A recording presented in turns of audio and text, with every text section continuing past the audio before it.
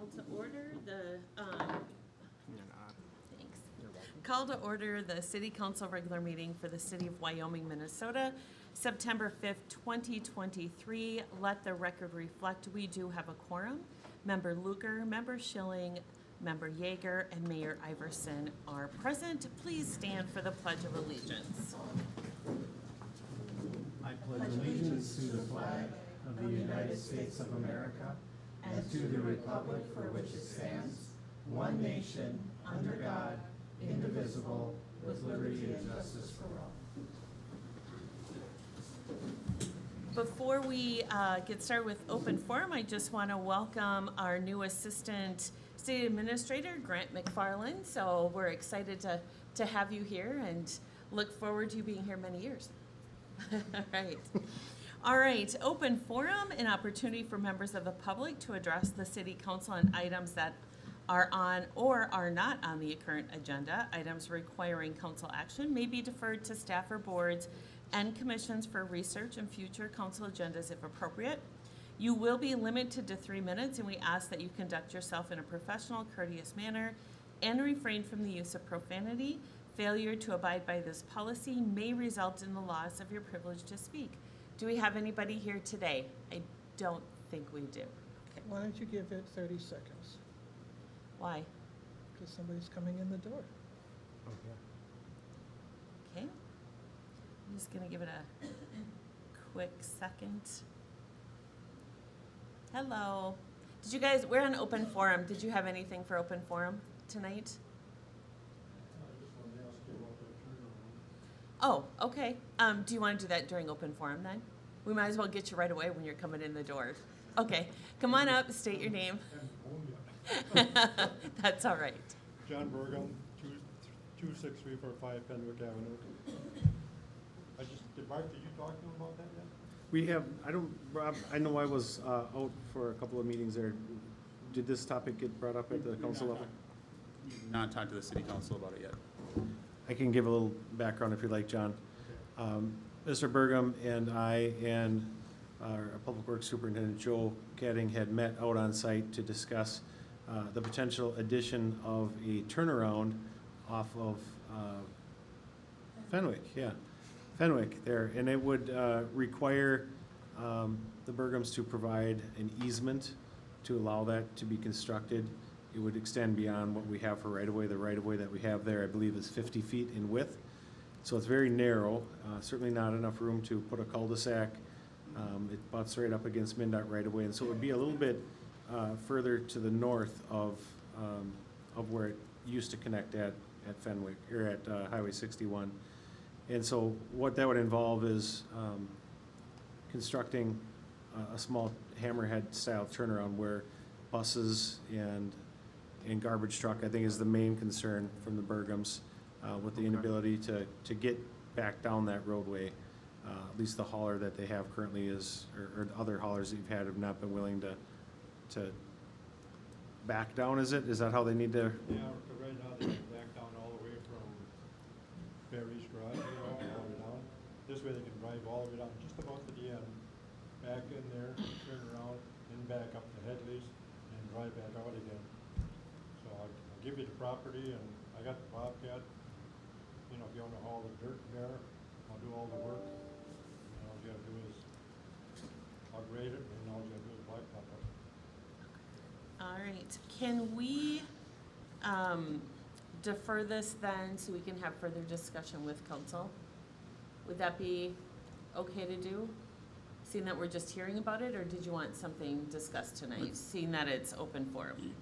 I think we have maybe a little more information in regards to, I think that staff has looked at it in regards to some of the city costs, and I think that's for some of the council to decide in regards to what that would be. I know Mr. Burgum has volunteered some of that, and I don't know, Mr. Erickson, you had looked on some of the potential costs of a project. We started to look at that, and we thought it might be prudent to talk to our contractor. We have a quote that's going out this evening for bids, or a consideration for awarding a contract for our Fallbrook and 264th project, to work with them to determine what the pricing might be. If they were in with a paving crew here later this fall, Okay. they'd be able to come in and potentially do that at the same time. So we're looking at getting pricing for that from them. So we don't have that yet. Just bring blacktop, right? Just for the paving, yeah, so I think, Mr.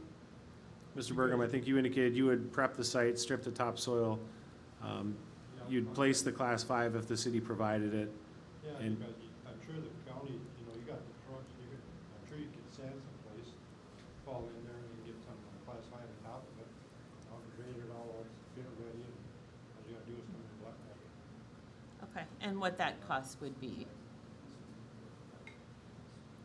Okay, so, we wanna just, We need to pull together some things too, we'll Yeah. pull together, Okay. we'll pull together the costs and let the Yeah. council ultimately decide if that's what they want to do, but we'll even include what the easement yeah, costs would be and things like that. okay, okay. Were you gonna say something, Mr. Lunan? Yeah, we just want to look at how we're structuring the work that's being done for the warranty piece of it and just make sure that how that breaks out. I think it sounds like there's something in the works here, but just to make sure that the liability is properly allocated. to the- I'll sign anything you want to Yeah. give you the property. Were you gonna say you were gonna pay for it then? So, Would, all right, would we be able to have all the costs before the next meeting in 2 weeks? I think, thank you, I John. can account for that on my end, I just wanna make sure that we can get the numbers from the contractor, but that'll be Okay. our plan, is to bring that back to the next city council. And then Yeah. we have to let Mr. Lunan look at it then as Yep, well. yep, I just want to see everything in front of me, I'm not Okay. saying yea or nay, I just. Okay, yeah. yep, okay. So we appreciate you coming up and talking to us about this. So we'll just take it under advisement. You're gonna get back to council. We'll go from there. So, all right, thank you. All right, moving on to approval of minutes. Number 1, consider approving the minutes of the regular meeting of the Wyoming, Minnesota City Council for August 15th, 2023. If there are no questions or comments, do we have a motion to approve?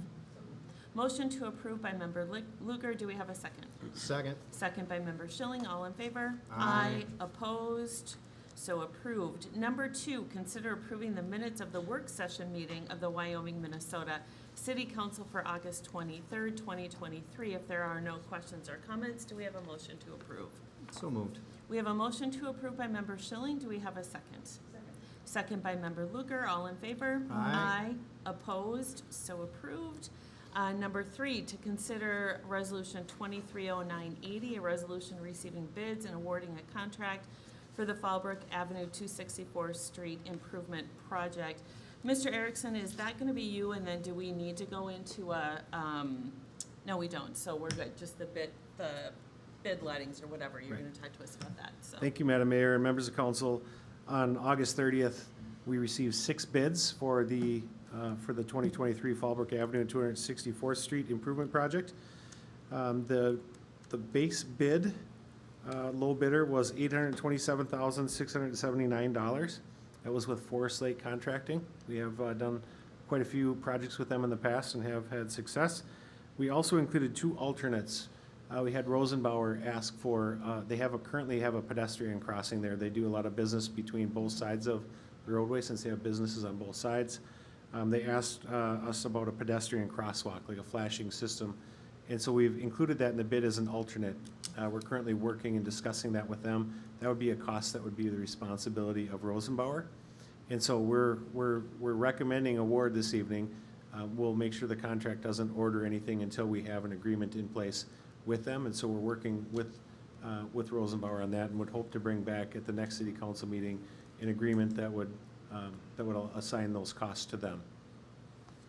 And then the second alternate was regarding sanitary sewer work that was needed really at the very southern limits of the project. We have a number of sags within our main corridor project, but just outside of the project limits, when we televised, we also saw some additional work there. And so we wanted to really identify what those costs were, and we were very thrilled with the price of $18,000. The bids ranged actually from $18,000 to just over $101,000. So it was a pretty great bid price. So we're recommending award of both alternates 1 and alternate 2. And so staff is recommending that we move forward with the base bid and both alternates in the amount of $853,256.05. And that is reflected in the resolution 23-09-80, resolution receiving bids and awarding a contract for the improvement of, for the 2023 Fallbrook Avenue and 264th Street Improvement Project.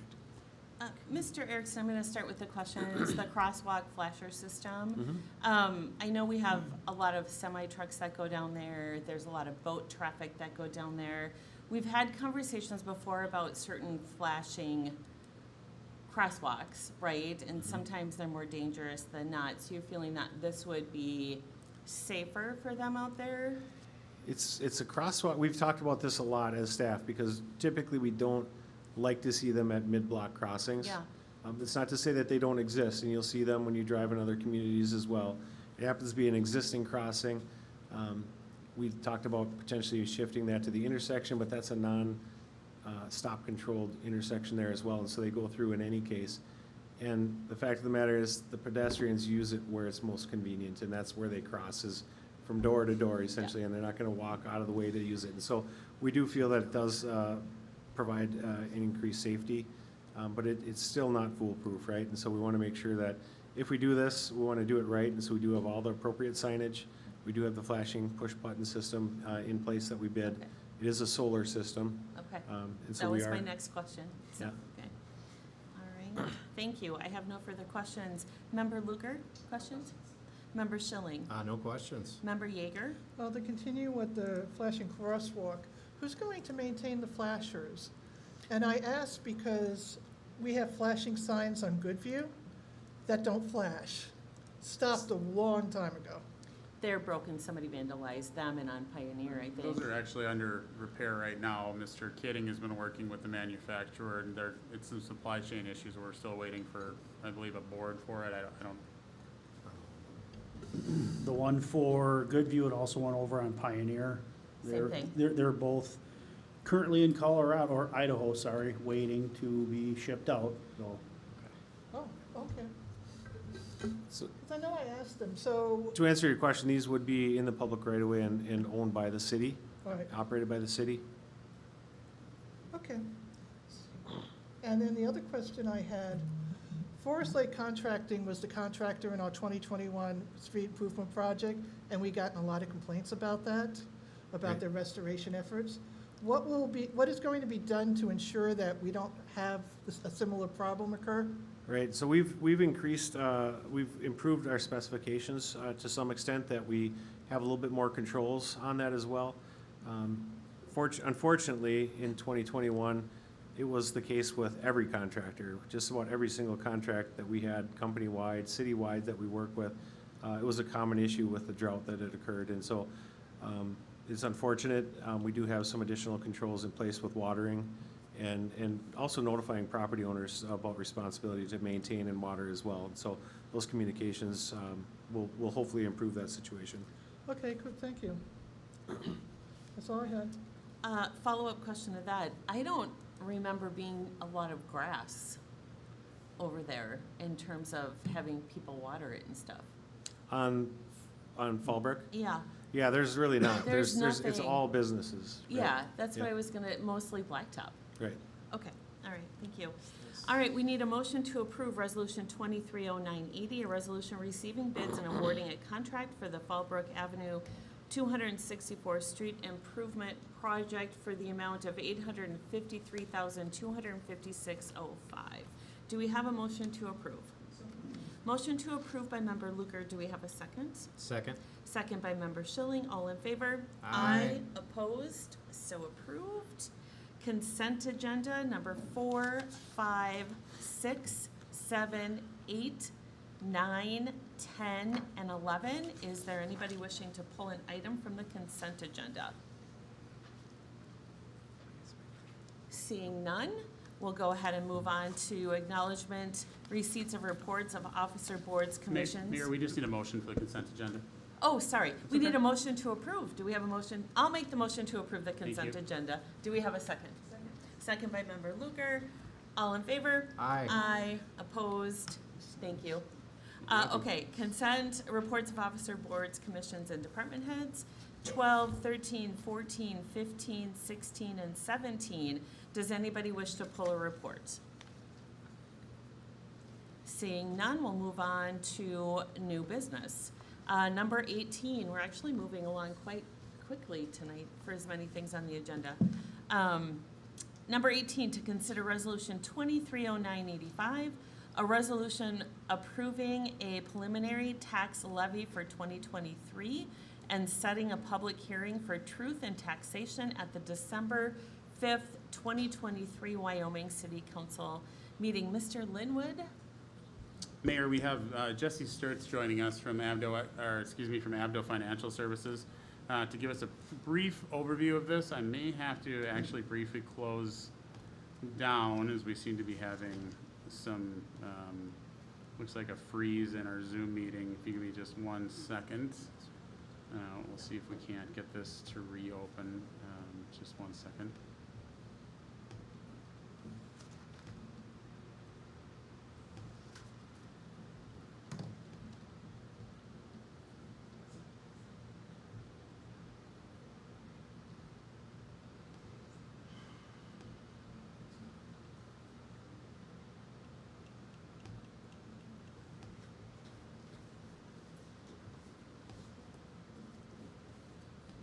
We were moving You had to say it. along. Nothing like jinxing That's it, why I sorry. went like that. Sorry.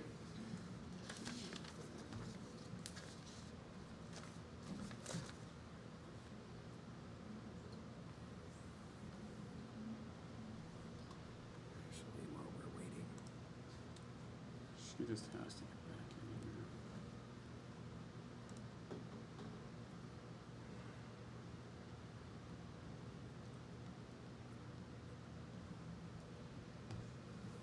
in here.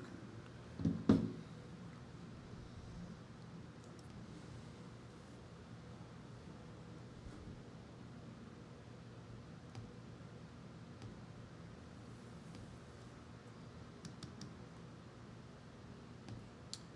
Just 1 second here, Jesse.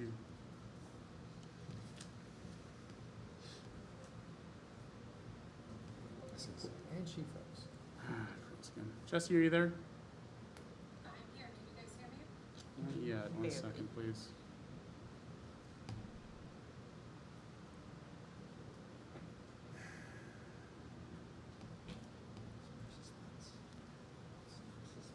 Can you guys get off the secure if he's on the secure?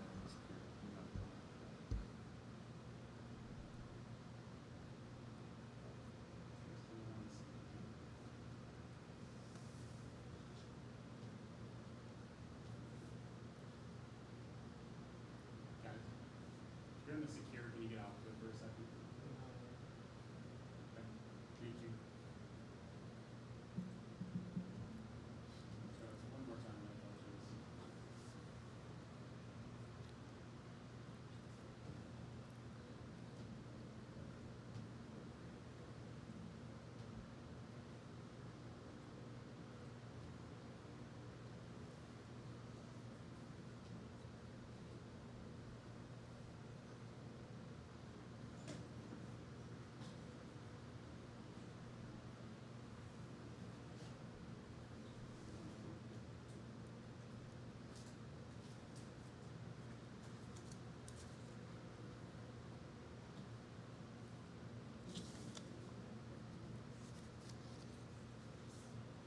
Jesse, can you hear me?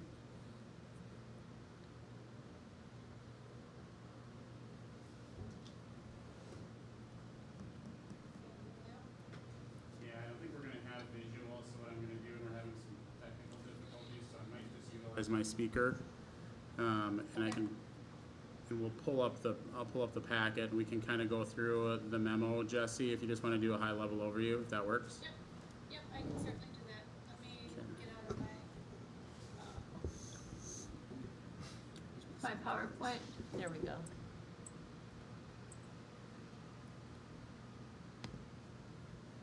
Okay, let me know when you have the memo up. I will, just 1 second. Okay.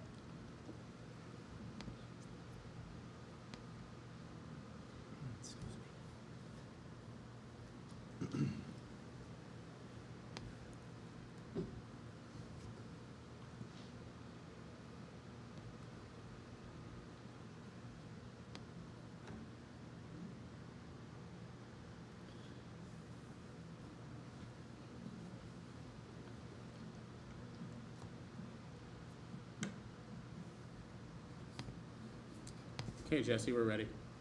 Great, okay, can everybody hear me? All right, tonight we're gonna adopt the preliminary levy for the 2024 budget. A few highlights again is the LGA this year is going to increase by 131,000 for 2024. All employees will receive their COLA increase and a step if allowed for. And then we've estimated an 8% increase to workers' comp and a 10% increase for general liability insurance, and that was under the lead recommendations. And then we've also estimated a 10% increase to health insurance, and that's a 50-50 split between employer and employees. So moving on to page 2 then. On this page 2 shows the tax levy for 2024. Overall, it looks like the tax levy is going to go up $469,026, which is 9.14%. And I want to remind everybody, once we set this tonight, we cannot go any higher. We can only lower it for the December meeting. We'll scroll down a little bit. The general levy is going to increase $545,066, and that's 15.01%. The EDA is going to stay the same at 10,000. The capital levy is going up about 49,000. And the 401 fund, as you can see, we took a little bit out of there and lowered that a little bit. And then we increased the street fund by 100,000. That was according to the long-term plan. And the debt levy then is going down to $125,311, and that is according to the debt service payments that are due. So overall then the tax capacity is going to go up 1.3 million, which is about 10.41%. And the city tax rate then is going down 0.45%. So moving on to page 3 then. At the top there, it shows the tax levy broken down by the different levies. On the orange piece there is the general levy. And as you see, every year it increases slightly. The yellow is the debt service levy. And each year that's about the same every year. The capital improvement levy is the dark brown. And the green is the street replacement fund, and the little sliver at the top is the EDA levy piece of it. At the bottom of that page then, this is comparing the tax rates from 2018 till 2024. As you can see, from 18 to 21, it took a dip, then it increased again slightly in 2022, and now for 2024, it's at 38.91%. So then on page 4 then shows the impact of taxes on market values on residential properties. Because the city tax rate is going up, the property taxes will go down just a little, or because it's going down, the city tax rate's going, or the property taxes will go down slightly. So the example at the top there is this assumes no market value increase. So with no market value increase, it looks like $100,000 house is going to go down approximately $3. The $200,000 house about $8, $300,000 about $13, $400,000 about $18, and then a commercial $500,000 property down 42%. We did hear from the county that property value is going up approximately 8%.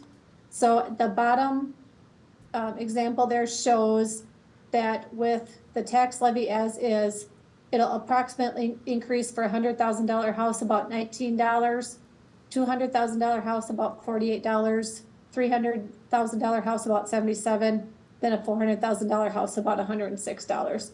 And again, these are all estimates. It all depends on county and everything. All right, page 5 then shows how the tax capacity impacts the tax rate and the tax levy amount. So that very, very top example there. So this is if the city keeps the tax levies flat the tax rate will decrease by 3.71%. And keep in mind, as this tax capacity increases, cities can levy more dollars without a direct tax rate increase. So in this example, the city is able to keep a tax levy rate amount or flat levy amount, and the residents will see a decrease in the overall tax rate. So that little middle example there is if the city keeps the tax rate flat. So the levy dollars will increase about $534,315 or 10.41%. And then as stated before, as the tax capacity increases, cities are able to levy more dollars without a direct tax rate increase. And then the bottom example there is the example that we are proposing tonight. And that is the levy dollars are increased by $469,026 or 9.41%. And the tax rate has decreased by 0.45%. So this is because the increase or the decrease in tax base, we're able to levy more dollars without having a lower tax rate. All right, so then, sorry, I'm flipping slides here, so. All right, next we'll go to the general levy revenues and expenses here. So I'll point out a few of the differences. So on page 6 there, the main differences there are that top property tax levy line. That's changing $545,066. And that is the number that fluctuates between revenues and expenses. So every time an expense changes, the revenue that revenue line changes. So that's a number that increases or decreases when revenues and expenses go up and down. And then the other one is the licenses and permit is decreasing there about 70,000. And that's because we decreased the building permit revenue to reflect the current year activity. So then I'll move on to expenses. And again, I'll point out a few of the key changes there. So in the city clerk office there's an increase in wage and benefits, increase in workers' comp and property and liability insurance, and then we increased the network municipal computers by 5,000. The elections is an increase because there's 3 elections for 2024. The financial administration, there's an increase of professional services about 30,000. The police department, there's an increase of wages and benefits due to COLA and step increases. There's a part-time CSO position that was added in 2024. Again, there's an increase of workers' comp and property and liability insurance. The maintenance contracts were increased by 32,000 due to the cloud-based records management system. And then there's a few new line items added, a wellness line for 12,000, a recruitment line for 3,000, and a medical supplies and equipment line for 3,000. Then in the fire department, there's an increase of wages and benefits due to COLA and STEP. And we added a few line items in there. We added the other equipment line for 16,000, and that was for replacing the lifting airbags for accident scenes. And there's hose replacement needed and replacement of tool sets. The building inspection, there's an increase in STEP and COLA increases again. And then in highways and streets, again, it's the wage and benefits due to COLA and STEP. We increased motor fuels about 6,000. We increased utilities about 4,000. The maintenance and repairs was about 5,000. And then we increased the street materials maintenance about 10. And let's see, at the bottom then of page 8 is that graph. And point out the bigger differences there. So in the orange there, the police department is the biggest one at 41.5%. The streets and highways then is the green at 19.4%. And the other big one is the city clerk office at 11.4%. And then the rest of the report then is line by line items of all of the expense budgets. So we can go over any line item, or if council has any questions, I'm certainly here to help. All right, thank you, Jesse. This is Mayor Iverson. I'm hoping you and Mr. Linwood might be able to answer a couple questions. Okay.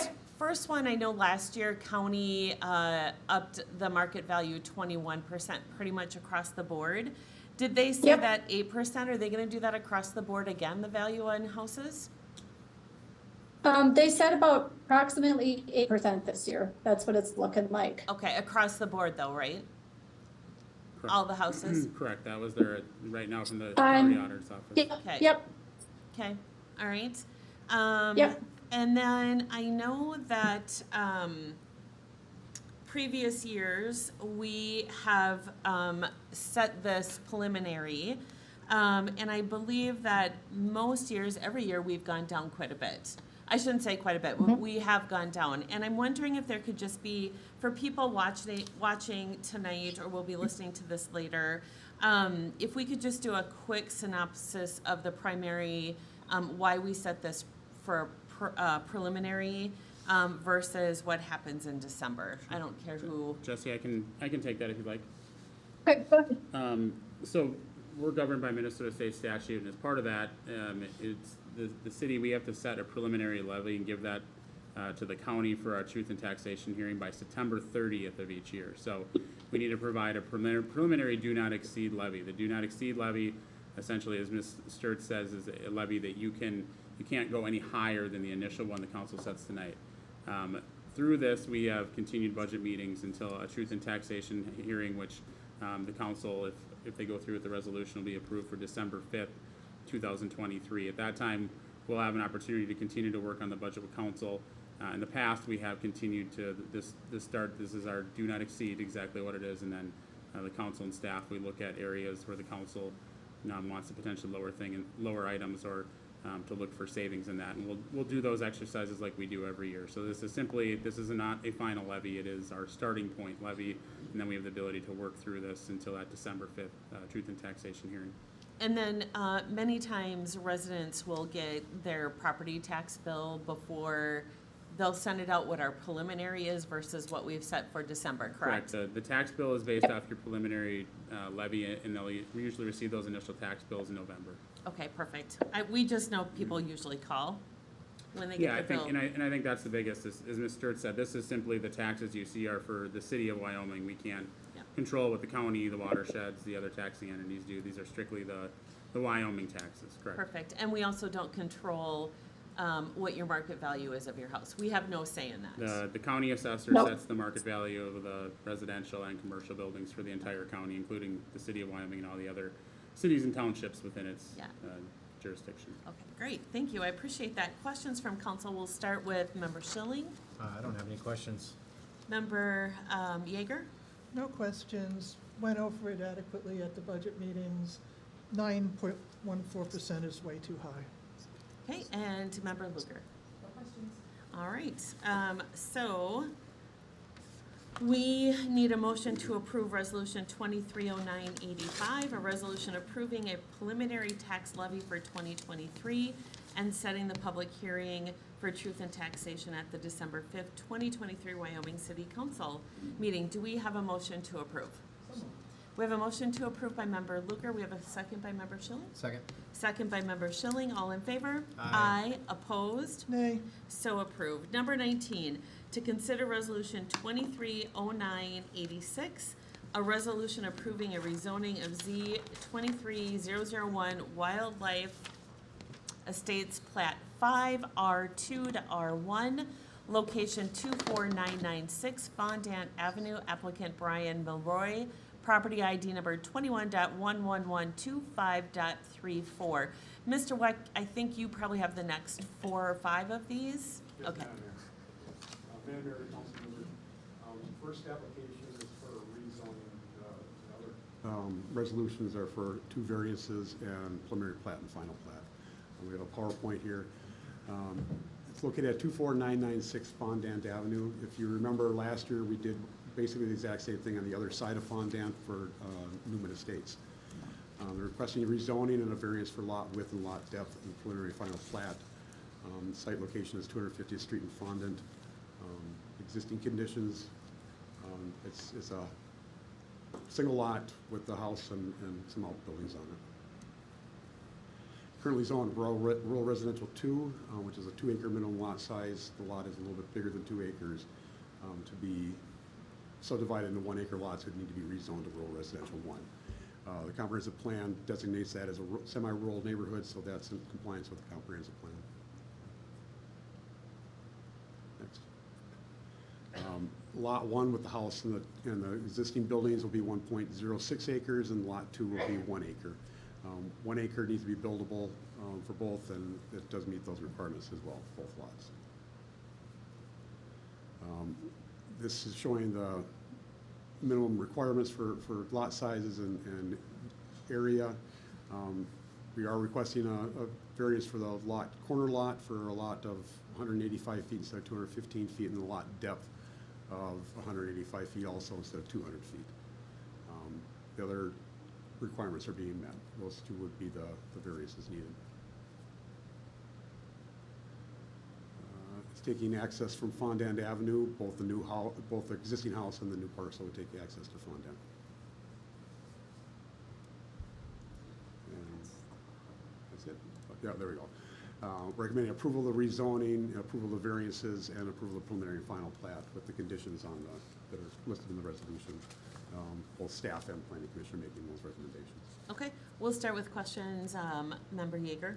No questions. Basically, since we already approved this for the lot across the street, we set a precedent. If we give it to one, we give it to both. Well, they And both as many both other they both people. meet the requirements too, though. Right, and give it to as many other people as want that meet the requirements. Okay. Member Luker? Member Schilling? No questions either. And I don't either, so we need a motion to approve. I'm not going to read it all. Motion to approve Resolution 230986. Oh, so moved, sorry. I was, Okay, so if I heard correctly, I believe we have a motion to approve by Member Luger and a second by Member Schilling. correct. All right. All in favor? Aye. Aye. Opposed? So approved. Number 20 for Mr. Weck, to consider Resolution 230987, a resolution approving a lot with variance C 2302, Wildlife Estates Plat 5, location 24996 Fondant Avenue, application Brian Melroy, property ID number 21.11125.34. Anything new to I that? have nothing new to add. Okay, Member Yeager, any questions? No. Member Schilling? No questions. Member Luker? Then we need a motion to approve, and I will not read it all, Resolution 230987. Do we have a motion to approve? So moved. Motion to approve by Member Schilling. Do we have a second? Second by Member Luker. All in favor? Aye. Opposed? So approved. Resolution 230988, a resolution approving a lot with variance Z 2302, Wildlife Estates Plot 5, location 24996 Fondant Avenue, application Brian Milroy, property ID number 21.1125.34. Mr. Weck, anything new? Nothing new to add to that either. All right, so, questions, Member Yeager, None? Member Schilling, No questions? Member Luker. All right, we need a motion to approve 230988. Do we have a motion to approve? So moved. Motion to approve by Member Schilling. Do we have a second? Second by Member Luker. All in favor? Aye. Opposed? So approved. To consider Resolution 230989, a resolution approving a preliminary Plat D 23-02 and 03, Wildlife Estates Plot 5, location 24996 Fondant Avenue, application Brian Milroy, property ID number 21.11125.34. Mr. Weck? Madam Mayor, this resolution and the next one have the conditions on it. 3 conditions all require local, state, and federal permitting must be attained. 2, compliance with any engineering comments provided on the marked up plat drawings. I don't believe there are any comments on that. And 3, both the rezoning and the 2 various requests are approved by the city council, which you just did. Okay. Questions? Member Luger? Member Schilling? No questions. Member Yeager? No questions. All right, we need a motion to approve Resolution 230989, and I won't read all of it. Do we have a motion to approve? So, We have a motion to approve by Member Luger. We have a second by Member Schilling. All in favor? Aye. Opposed? So approved. Number 23, a resolution 230990, a resolution approving a final plat D 2302 and 03, Wildlife Estates, Plat 5, location 24996 Fondant Avenue. Applicant Brian Milroy, property ID number 21.11125.34. Mr. Weck? Nothing to add to this one, Madam Mayor. Okay. Member Schilling, any questions? No questions. Member Yeager? No, Member Luger? All right, we need a motion to approve Resolution 230990. I'll make that motion. Do we have a second? Second by Member Luger. All in favor? Aye. Opposed? So approved. It's going to get much more interesting next, I promise. Okay. Number 24 on our agenda, to consider Resolution 230991, a resolution approving the purchase of a panel and motor control center at well number 2 from Total Control Systems, Inc., in the amount of $52,769. Mr. Keating, is that you? Yes. The MCC panel over at that well house is beyond its expected lifespan. This is a project the Public Works has been considering for, from what I understand, 1.5 years, almost 2 years, and went through the process this year to secure that quote. We are kind of limited in who we can use because the technology that we use for monitoring of the well has to go through Total Control. So here we are with it. Fun. All right. Pretty straightforward for straight- us on that. Yeah, okay. It needs to be done. We've had a couple of issues over there with other components that have been needing resetting over the course of the summer, just blink out for no reason, and staff would go over there to respond, and that's due to the age and wear on those components. How long do they normally last for? What's the, and I'm not looking for a definite number. You could go. I think if you got, different parts of a well house are going to have different life expectancies. Of VFD, you're gonna get to 10 years.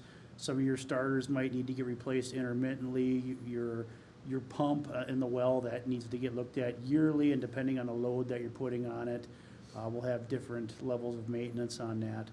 But this is something that was identified last year or the year before as needing to be done, because there was some issues over there. And wells 1 and 2 in particular for us are very critical for our water supply. Okay, and is there a warranty on it once we purchase this part? There is a year warranty on all the components. We did just kind of go through this over at well 1 with a VFD that had failed. That was about a $6,500 repair that did need to happen, because we were limping with the hot weather there. Mhm. But Okay. different conditions, even the air exchange in a well house, that can affect the lifespan of those. The fluoride and the chlorine, both those gases can be very corrosive to the structures inside those well houses. That's something I'm actually looking into, unrelated to this, but to add that to well 1 and 2 to help us extend those life expectancies. All right, perfect. All right, well, I appreciate that. We're always very happy that you're watching out for those ahead of time. Member Luger, any questions? I have no questions. Okay. Member Yeager? Just to be clear, I know you've been talking about replacing this control panel. Was this budgeted for this year, or did this just blow up? No, the well is still operational. We do have money set aside for well improvements, and this is utilizing that fund. Okay, but It is. it was budgeted previously, not, this is like, is this like budgeted, or stuff happens? No, this is preventative maintenance Okay. activities. It is budgeted part of our utility rate study that we adopted as part of in 2024, some of the renew and replacement efforts, so it is a budgeted item. Yeah, it wasn't clear that it was preventative maintenance. Understood. And then the source of the funds, are budgeted funds for it? Yes. Okay, out of the water enterprise funds? Yes. Okay, thank you. All right, and Member Schilling? No questions. Thank you. All right, so we need a motion to approve Resolution 230991, a resolution approving the purchase of a panel and motor control center at Well 2 from Total Control Systems, Inc. in the amount of $52,769. Do we have a motion to approve? We have a motion to approve by Member Luker. Do we have a second? Second. Second by Member Schilling. All in favor? Aye. Opposed? So approved. Last on the agenda, number 25, to consider the hiring of Rachel Staven as the age-friendly coordinator as part of the age-friendly community grant. Mr. Linwood. Yes, thank you, Mayor, members of council. This is an item that this past February, staff had presented communication to council informing them that we were working to apply for a Minnesota age-friendly grant. We were notified that we were awarded $19,000, and utilizing that grant money, the city had proposed the creation of this part-time temporary project coordinator position, and with the sole work being this age-friendly items. We then did come back to the council at a meeting previously to get authorization to advertise for this position. The city is currently an AARP age-friendly community, and there are certain actions that the city needs to do to maintain that age-friendly status, including develop a community survey and then work with stakeholders to create an action plan. This position would work with community stakeholders and city leaders to plan, develop, and implement this community survey. And once they've compiled that survey results, they would assist in creating an action plan for the city to utilize in the future. And they would also work with the city with a community garden. Originally, we had looked at working with Ebenezer in regards to an ADA or accessible garden. And currently, we've had some further communications and discussions with Fairview in regards to their current location of their garden and the potential of adding gardens to that area, but it would being a component of all accessibility to those. That's really an important component on those. So that's nothing for certain yet, but something that Fairview has contacted us about and something that they are interested in potentially partnering along with ourselves and then Chisago County in regards to along with this project. So for this actual position, we did receive 5 applicants. We conducted first and second interviews as part of the process, but staff is recommending the hiring of Rachel Staven. Rachel Staven is currently the Executive Director of Water Senior Living Facility. Then prior to that, she was the Executive Director for Ebenezer Arbor Glen and Willowick Assisted Living. And she has a Bachelor's of Science in Psychology from Edgewood University and a Master's degree in Behavioral Psychology from Capella University. Ms. Staven brings experience in project management, budgeting, planning, survey work, analysis, leading planning efforts in projects, and implementing action plans. So staff is recommending the hiring of Rachel Staven for the temporary part-time position at a starting wage of $22 an hour with an average of 10 hours per week. Once again, this is a temporary position that is funded by the grant, and once the grant funds have been exhausted, the position will be eliminated. All right, perfect. Member Schilling, any questions? No questions. Member Yeager? Will Ms. Staven be giving up her position with, what was, You know, she'll continue on her full-time employment. This is just a this is side. moonlighting job. It would be a side, right? The Okay. 10 hours per week, correct. Thank you. Yep. Okay, that question was from Member Yeager. Member Luker? All right. I'm excited to have somebody with this kind of experience, working with how we can improve our age-friendly status here in Wyoming. So I think that'll be a good hire. So I'll move to approve Rachel Staffen as the age-friendly coordinator as part of the age-friendly community grant. Do we, as a part-time position, $22 an hour, average of 10 hours per week. Do we have a second? Second by Member Luker, all in favor? Aye. Opposed, so approved. And we're gonna go into reports from council members. We'll start with Member Yeager. I attended the budget work session a couple weeks ago, and thank you all for watching, and thank you all for coming. All right, and Member Schilling? I also attended the budget work session. Thank you for those that showed up and whoever's watching. Have a good night. All right, and Member Luker? I also attended the work session on the 23rd, as well as the joint sewer meeting. Perfect. I also attended the budget work session, the joint sewer commission. Always very interesting to be partnering with all the other cities in Chisago County. I'd also like to just bring awareness to the Veterans Memorial. Has already started. It's pretty exciting to finally see dirt moved and flagpoles going up, and I didn't think we'd ever get to this. So I'm extremely excited about this. Do we know when approximately it might be done? Do we have a time frame? The first phase, right now, they're moving pretty quickly now. We're anticipating probably the end of September and beginning October for this first phase. So they will be Perfect. working. We're still waiting on our bricks. We have confirmation now we will receive those on September 19th. So they're about a few weeks behind our initial order, so, but we will be receiving those. All right, thank you. And I'm going to put Chief Bauer on the spot. There's some things coming up maybe we want our residents to know that are coming up through the police department. I know we have fill the squad car coming up and some of those other things. Can I put you on the spot on those dates so people can mark their calendars? Yeah, we don't have a date for the stuff that's jailers. We're gonna do that a little earlier. Okay, The food shelf requested that we do it before the holiday season starts, okay. rather than, we used to do it right before the holiday season, so we're gonna bump that up a little bit earlier this year, and then we don't have to stand out in the cold and collect food as well, so that's True. coming up. We're looking early November for that. Okay, perfect. All right. I'd just like to thank everybody for watching and being here tonight. It's always great to have people in the audience. With that, I will move to adjourn. Do we have a second? We have a second. All in favor? Aye. So adjourned.